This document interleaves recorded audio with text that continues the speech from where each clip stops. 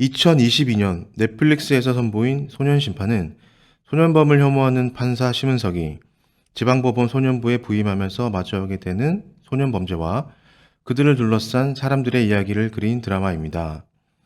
소년법과 형사 미성년자 제도를 주제로 다루고 있죠. 인천 동춘동 초등학교 유괴 살인사건이나 숙명여고 시험지 유출 사건, 용인 아파트 벽돌 투척 사망 사건 등등 실제로 일어났던 사건들을 모티브로 하고 있어서 더 화제였습니다. 10대 소년들이 저질렀다고 보기에는 너무도 잔인하고 용의주도하여 큰 사회적 이슈가 됐던 사건들이었습니다. 실제 사건들이 수위가 높다 보니 오히려 드라마에선 이보다 더 최소화했을 정도죠. 그런 사건들을 모두 다 10대 소년들이 저질렀다는 게 믿어지십니까? 지금부터 알아볼 사건은 소년법의 문제점에 대해 사회 전체에 메시지를 던지게 된 사건이라고 해도 과언이 아닙니다. 이전에도 청소년들의 범죄는 있었지만 이 정도로 잔혹하고 대담하며 뻔뻔한 살인사건은 없었거든요. 그만큼 들으시는 내내 분노가 치밀어 오르실 텐데요. 지금부터 마인드 컨트롤을 잘 하시면서 따라오시기 바랍니다.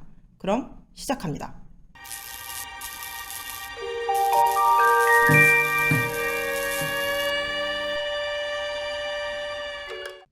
1997년 7월 9일 화순군의 한 아파트 인근 파출소에서 신고를 받은 경찰들이 급하게 출동합니다. 3살 배기 아이와 그 어머니가 핏물이 가득한 욕조에 머리를 박은 채 숨져 있다는 신고를 받았거든요. 이게 너무 지금 자극적이라서 벌써부터 지금 좀 걱정이 되는데요. 일단 말씀드리려면 아이와 아이 엄마 둘 다 화장실에서 죽어 있었다는 말이죠? 네, 맞습니다. 아이 엄마인 이 씨는 욕조에 엎드려 있는 자세로 사망을 했는데 등에는 무려 15군데의 자상이 있었다고 합니다. 특히나 배와 허리 부근에는 내장이 튀어나올 정도의 깊게 찌른 상처까지 나 있었다고 하고요. 결론적으로는 그것이 죽음에 이르게 한 걸로 보입니다.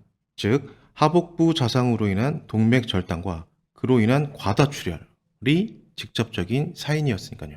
그래서 핏물이 흘러넘친 욕조라고 하셨군요. 저는 욕조에 머리를 지금 박았다고 하셔가지고 익사인 줄 알았어요. 정확하게 말씀드리면 숨진 3살 딸아이의 사인은 익사가 맞습니다. 뭔가에 얻어맞은 흔적은 있었지만요. 지금 피해자들을 조금 묘사해 준 것만으로도 너무 충격적이라 사건을 구체적으로 알아보기가 좀 겁이 나는데요. 일단은 어떻게 하다 이런 일이 일어난 거죠? 현장을 누가 처음 발견했나요? 최초 발견자는 피해자 이 씨의 남편입니다. 사건 당일 바로 옆동에 살고 있던 처제의 연락을 받고는 곧바로 집으로 돌아와 현장을 보게 된 거죠. 사실 숨진 이 씨에게는 딸이 둘이 있었는데 그중 함께 발견된 아이는 둘째였습니다. 사건 당일 오후 2시 30분경 5살이었던 큰딸은 그날도 다름없이 미술학원에 다녀왔습니다. 그런데 초인종을 계속 눌러도 엄마가 문을 열어주지 않더랍니다. 심지어 동생이 칭얼거리는 소리도 안 들렸대요. 그냥 TV 소리만 크게 들렸다고 합니다. 그러자 당황했던 아이가 울기 시작하는데 그래서 놀이터로 내려가고 그때 마침 근처를 지나던 아이의 작은 이모가 그 모습을 본 겁니다. 자초지종을 들은 이모는 상황이 심상치 않음을 직감한 거죠. 그래서 얼른 형부에게 연락을 한 겁니다. 그런데 그렇게 들어간 집은 난장판이었다고 합니다. 거실에는 물이 흥건했고요. 집기들은 어질러져 있었고 그을음까지 있었다고 합니다. 어쨌든 일단 남편의 신고를 받고 출동한 경찰들은 장장 10시간에 걸친 현장 감식을 합니다. 그 과정에서 다행히 30개의 지문과 10점의 족적, 그리고 흉기로 보이는 30cm의 찌그러진 겉옷을 발견했다고 합니다. 그리고 술병과 라이터, 휘발유까지 발견되죠. 그럼 이 중에 범인을 특정할 만한 결정적인 단서는 남았나요? 네, 다행히 나온 게 있습니다. 어, 아까 말씀드렸던 30개의 지문은 사실 다 가족들의 것이었습니다. 그런데 다행히 족적의 경우에는 몇 가지 큰 단서를 남겼습니다. 지금부터 말씀드린 내용은 당시 경찰의 프로파일링을 토대로 나온 결과입니다. 먼저 첫 번째로 사실 피해자는 평소 경계심이 많았던 사람이라고 합니다. 그런 피해자 이 씨가 직접 문을 열어줬다는 거. 왜냐면 그 문에 부서진 흔적이 없었거든요. 그리고 이미 하복부에 다량의 출혈이 발생하여 대항할 수 없었음에도 불구하고 욕조에 머리를 담고 확인 사살까지 한 것으로 보아 경찰은 피해자가 범인의 정체를 알고 있었을 거라고 유추하죠. 두 번째로 범행에 사용된 것으로 보이는 30cm의 과도는 여러 부분이 심하게 찌그러져 있었는데 이는 피해자를 수차례 찌르는 과정에서 나온 결과라고 보여지고요. 범인들은 그만큼 극도의 긴장감을 가지고 있었다. 그래서 힘 조절이 안 됐을 것이다 라고 예상을 한 겁니다. 그렇다면 그 상태에서 한 번쯤은 미끄러질 수 있죠. 그래서 미끄러질 때 상처를 입었을 것이다 라고 유추를 하게 됩니다. 세 번째로 게다가 이제 서로 다른 족적이 10개 정도 나왔다라고 하는데 그 중에서 가족의 것 2개를 제외하고는 다른 4명의 족적이 나왔다라고 유추를 합니다. 그래서 범인들이 4인일 것이다 라고 생각을 하는 거고요. 그리고 그 족적의 사이즈가 245에서 255 정도로 작았다는 것도 힌트가 됐는데 이 족적의 주인이 청소년일 것이라는 것뿐만 아니라 첫째 아니면 외동이라는 것까지 파악을 했습니다. 왜냐하면 첫째는 가장 먼저 엄마의 자궁문을 열고 나오기 때문에 많은 양기를 소모하느라고 보통 둘째에 비해서 한 치수에서 반 치수 정도 더 발이 작다고 하더라고요. 그럼 일단 정리를 좀 해볼게요. 범인은 피해자 평소 일면식이 있던 면식범이고, 그 다음 4명의 청소년이며, 첫째 또는 외동일 거고, 마지막으로 손바닥에 창상이 있었을 거다. 맞나요? 네, 그래서 경찰도 이 점을 토대로 탐문 수사를 시작하는데 얼마 지나지 않아서 유력 용의자를 특정해냅니다. 바로 피해자 이 씨의 앞집에 사는 김모 군이었는데요. 당시 17살이었던 김 군은 문란하고 소란스러운 행동을 일삼아 이웃들 사이에서도 악명 높은 학생이었다고 합니다. 이후 조사해보니 이미 특수절도 전과 1범이었다고 하고요. 특수절도 전과 1범이면 일전에도 비슷한 죄질의 범죄를 저질렀던 적이 있단 소린데, 그럼 그때 만약에 처벌이랑 관리가 좀 잘 됐으면 이런 일이 안 일어났을 수도 있겠네요? 그러게요. 참 안타깝습니다. 김 군이 그런 경험이 있어서 알고 피한 건지 모르겠습니다만 어쨌든 감식반이 집에 찾아갔을 때 김 군은 이미 집에 없었습니다.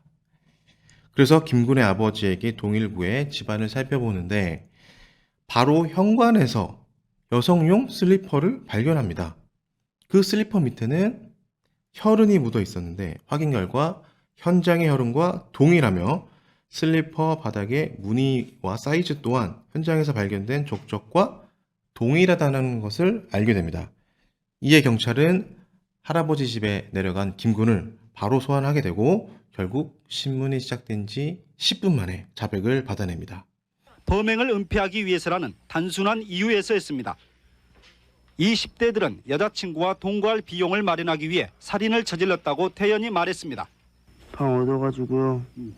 여자친구랑 친구들이랑 사용하려고. 극한으로 치닫고 있는 10대들의 폭력은 그 끝이 보이지 않고 있습니다. MBC 뉴스 정영팔입니다. 그렇게 자백한 김군을 필두로 경찰은 공범 3명을 차례대로 검거하는데요. 16세의 최군, 그리고 15세의 최양, 그리고 18세의 윤양이었습니다. 경찰의 프로파일링대로 4명이었고요. 주범인 김군과 최군은 외동아들이었습니다. 그리고 최군의 손바닥에는 창상이 있었습니다. 프로파일링이 딱 맞아 떨어진 거는 너무 고무적인 일인데, 범인들의 나이가 좀 너무 충격적이에요. 15살, 16살이면 고작 중학생? 고등학생? 그건 거잖아요. 네, 맞습니다. 그런데 아직 놀라긴 이릅니다. 지금부터 이들의 3일간 행적에 대해 말씀드리겠습니다. 먼저 주범 김군은 고등학교를 자퇴한 후 돈이 필요하다는 이유로 범행을 결심합니다. 그래서 같은 학교에 다니다가 자퇴를 한 최군에게 함께 한탕하자고 제안합니다. 최군은 여자친구와의 동거 비용을 마련할 수 있겠다라는 생각에 들떠서 여자친구인 최양과 최양의 선배인 윤양을 데리고 7월 7일 화순으로 내려가죠.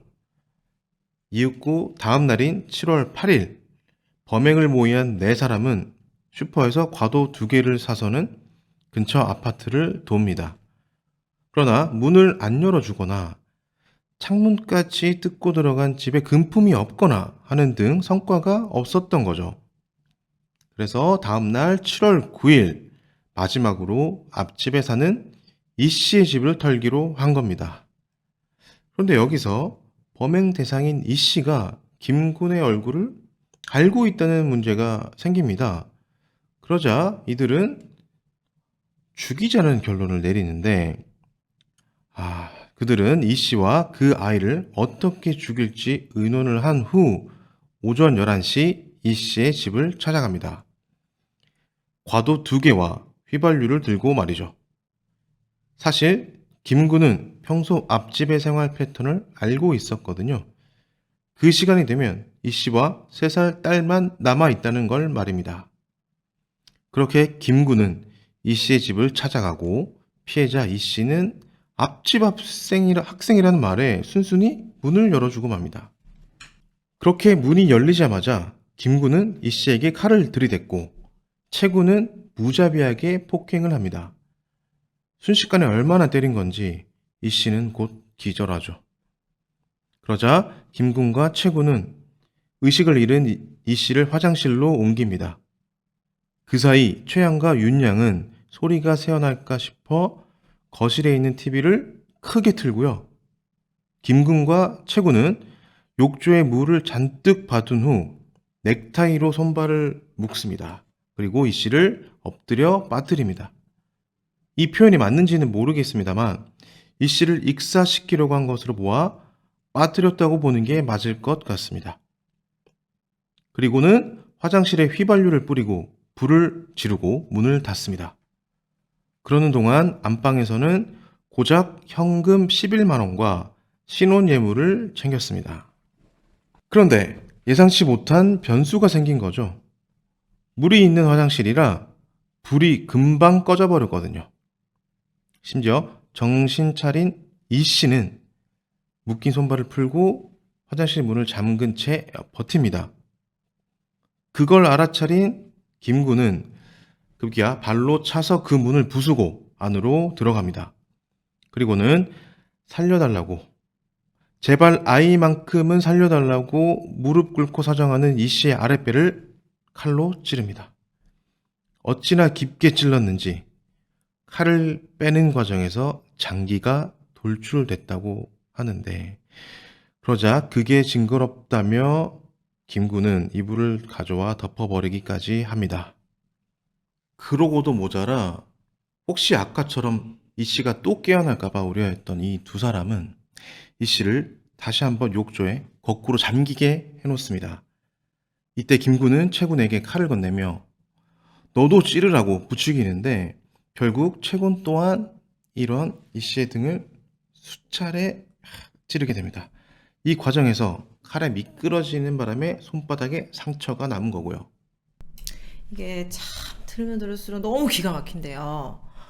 아니 이게 어디 봐서 청소년 범죄인지 모르겠어요. 청소년들이 이런 범죄를 저지를 수 있을까요? 그러니까 성인 범죄도 사실 이렇게 잔인하지는 않을 것 같은데 누가 돈 주고 시켜도 저는 이렇게까지는 못할 것 같아요. 그렇죠. 예. 심지어는 확실하게 죽인답시고 욕조에 올라가 피해자의 등과 머리를 밟기도 했습니다.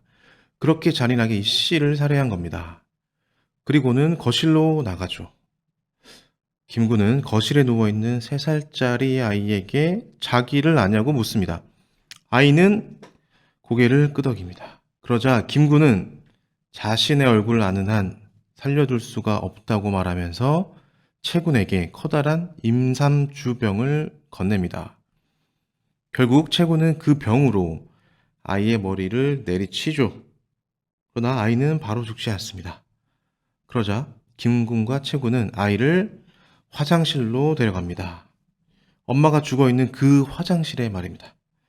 그리고는 물이 받아져 있는 욕조에 아이를 놓고는 머리와 등을 눌러 익사시키고 맙니다. 이 씨와 3살 난 딸은 그렇게 숨진 겁니다. 그런데 왜 범인들은 지금 익사에 이렇게 집착했을까요? 처음부터 사실은 흉기를 준비해서 간 거잖아요.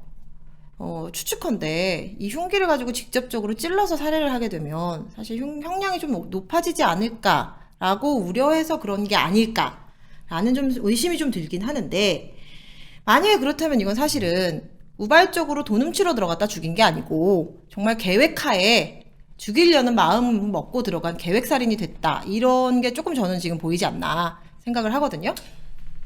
네, 그것까지는 모릅니다. 왜냐면 이후의 재판은 소년법에 의해 공개되진 않았거든요. 하지만 피해자들을 직접 살해한 김군과 최군은 징역 20년을, 최양과 윤양은 징역 15년을 선고받죠. 물론 이쯤에서 이런 강력한 중범죄를 저질러 놓고는 왜 15년, 20년밖에 안 되는가 의아해하실 겁니다.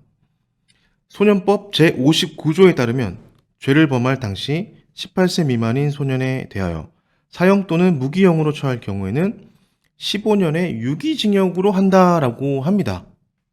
그래서 최양과 윤양이 15년을 선고받은 거죠.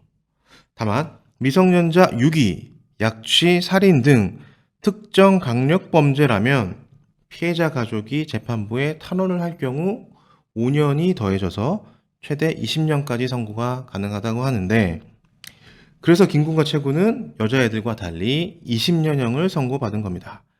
이 말인 즉슨 사형이나 무기형을 받을 만한 범죄자들이 단지 소년범이라는 이유로 유기징역을 받았다라는 겁니다. 이게 진짜 너무 안타깝긴 한데 제가 너무 답답해서 일단 우리나라 소년법이 좀 어떻게 제정돼 있나를 좀 알아봤어요. 그랬더니 우리나라에서는 일단 만 10세 미만을 범법소년이라고 하고, 그 다음 만 10세부터 14세 미만까지를 촉법소년, 만 14세부터 19세 미만까지를 범죄소년이라고 이제 규정을 하고 있는데, 일단 조금 알아보자면 범법소년은 형법상 미성년자일 뿐 아니라 소년법으로도 제재 대상이 아니기 때문에 촉법소년과는 좀 다르대요. 그래서 범죄를 저지른 경우에는 사실 보호처분조차 받을 수가 없다, 이렇게 나오고요. 물론 이제 형사처벌과 보호처분이 안 되는 거지 학교 차원의 징계, 그 다음에 보호자에 대한 민사적 손해배상은 된다, 이렇게 나오고, 그 다음 촉법소년은 소년법 제4조, 제1항, 제2호에 의해서 소년보호사건으로 심리를 하게 된답니다. 얘네들은 일단 형사책임 능력이 없기 때문에 아무런 처벌을 받지 않는 것은 사실이에요. 근데 보호처분을 통해서 최대 2년간 소년원에 있게 할 수는 있다고 합니다. 그리고 마지막으로 범죄소년은 형사책임 능력자로 보기 때문에 소년보호 재판을 통한 보호처분과 형사처분이 모두 가능하대요. 그런데 다만 형사처분보다 보호처분을 우선하도록 규정되어 있고, 중대한 범죄를 저질렀을 때만 성인과 유사한 형사처벌을 받게 된다는 거죠. 그러면 이때는 전과 기록이 남게 되고요. 소년교도소에 수감이 될 수도 있습니다. 사실상 그래서 요거를 조금 토대로 보자면 김군과 최군이 범행 당시 범죄 소년이었기 때문에 아마 20년을 선고받지 않았나, 이렇게 좀 생각되고 있습니다. 네, 사실 소년법 제도는 성인에 비해서 정신적, 육체적으로 미성숙한 존재이기 때문에 이들을 합리적으로 이제 판단하지 못했다라는 가능성을 이제 보고 교화의 여지가 있다고 여겨서 좀 소년들을 배려한 제도라고 할 수가 있는데, 이게 그래서 처벌이 목적이 아니라 교화가 목적이라는 소리인 거죠. 그래서 기회를 더 주는 거라고 하더라고요. 근데 저는 이런 사건을 접할 때마다 조금 의구심이 드는데요. 그래서 이게 교화를 위한 거라면 교화가 잘 됐는가? 그래서 결국 이 제도가 효용성이 있는가라는 의구심이 좀 들어요. 이렇게 입에 담을 수도 없는 잔혹한 살인 사건을 저질렀는데, 사실은 20년, 15년을 받았다면 지금 2022년 현재에 만기 출소했을 거란 말이죠. 그러면 여기서 어디서 어떤 모습으로 우리를 만나게 될지는 몰라요. 그렇다면 우리는 이 사람들이 지금 형량을 다 마쳤고 당연히 교화가 됐을 테니 잘 어우러져서 살아갈 수 있을까라는 믿음이 있나, 이런 점에 대해서는 조금 의구심이 듭니다. 네, 저도 오늘 그 점에 대해서 좀 말씀을 드리고 싶은데, 항상 그 촉법소년 범죄에 대한 그 인터넷 기사를 보면 댓글에 항상 소년법을 폐지하라 막 이렇게 막 많이들 나와 있고, 거기에 또 막 좋아요, 추천을 막 많이 누르고 있습니다. 그런데 그 말이 즉슨 국민의 인식이 소년법에 대해서 굉장히 좀 부정적이다라는 걸 알 수가 있죠. 그런데 여기서 한 가지 오해가 있는데 소년법을 폐지하라? 소년법을 폐지하게 되면 지금 아까 말씀드렸던 범법 소년, 촉법 소년, 범죄 소년에 대한 그 어떠한 제재도 할 수 없게 되는 거기 때문에 그렇게 되면 안 되고 옳은 표현을 좀 하자면 형법에 나와 있는 형사 미성년자 연령을 낮추자 또는 그거를 제도를 아예 없애버리자. 그러니까 형사 미성년자 제도를 없애버리자. 이렇게 해야지 맞는 표현인 것 같습니다. 사실은 지금 저도 말씀해 주셔서 그거를 알았어요. 저 말고도 아마 모르시는 분들이 좀 많을 것 같은데 요런 점들을 좀 주의해서 앞으로도 조금 더 주의 깊게 봐야 될 것 같다 이런 생각이 드네요. 법무부에 따르면 2021년 보호관찰을 받는 소년들의 재범률은 12%로 성인 보호관찰 대상자 재범률의 2.7배에 달한다고 합니다. 대상자들은 보호관찰법상 의무를 이행하지 않아도 재판에 회부되는 게 아니고 경고장을 먼저 받습니다. 근데 경고장이 와도 어리니까 봐줄 것이라는 마음에 심각하게 생각하지 않아 재범 비율이 높은 경향이 있다고 하죠. 물론 소년범을 성인과 동일하게 형사처벌한다고 해서 문제가 해결되는 게 아니라는 것은 알고 있습니다. 하지만 그렇기 때문에 제도에 허점이 있다면 반드시 개선을 해야 한다는 겁니다. 우리나라에서 보호관찰관 1명이 담당하는 관리 대상자는 2020년 기준으로 106명입니다. 이것은 OECD 평균인 27명의 4배 수준인데요. 만약 정말로 소년범들의 교화를 생각한다면 현실적으로 보호관찰 인력부터 보충하고 대상자의 개별 특성을 고려하는 등 실효성 있게 바꾸는 것이 더 필요하지 않을까요? 그들은 정해진 형기를 마쳤으니 죗값을 다 받았다고 할지도 모릅니다. 어쩌면 지금은 다시 희망을 찾고 행복한 시간을 보내고 있을지도 모르죠. 물론 그게 잘못됐다는 말은 아닙니다. 말 그대로 법에서 정해준 죗값의 시간은 다 치렀으니까요. 그러나 끝나지 않을 고통의 시간 속에 갇혀있는 피해자와 유가족은 과연 어디에서 그 고통을 치러야 할까요?